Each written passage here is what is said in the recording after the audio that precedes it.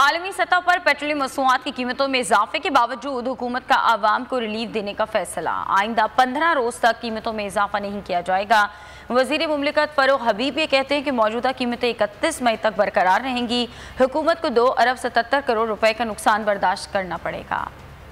के लिए खुशखबरी, हुकूमत का बड़ा इकदाम, पेट्रोलियम मसनूआत की कीमतें बरकरार रखने का फैसला। कीमतों में इजाफे की ओगरा की समरी मुस्तरद कर दी। वजारत खजाना के मुताबिक पेट्रोलियम मसनूआत की मौजूदा कीमतें 31 मई तक बरकरार रहेंगी। वजीर मुमलिकत बराए इत्तलात फरूख हबीब कहते हैं कि वजीर आज़म इमरान खान ने पेट्रोलियम मसनूआत की कीमतों में रद्द बदल से मुतालिक ओगरा तजवीज़ को रद्द कर दिया। हुकूमत बैनुल अक़वामी सतह पर कीमतों में इजाफे का बोझ अवाम पर नहीं डालना चाहती। पेट्रोलियम मसनूआत की कीमतों में इजाफा न करने से हुकूमत को 2 अरब 77 करोड़ रुपए का नुकसान होगा। हुकूमत ने पेट्रोलियम लीवी में एडजस्टमेंट की। लाइट डीजल और मिट्टी के तेल पर सेल्स टैक्स में भी कमी की है। वजीर आज़म ने 30 अप्रैल को भी पेट्रोलियम मसनूआत की कीमतों में इजाफा नहीं किया था।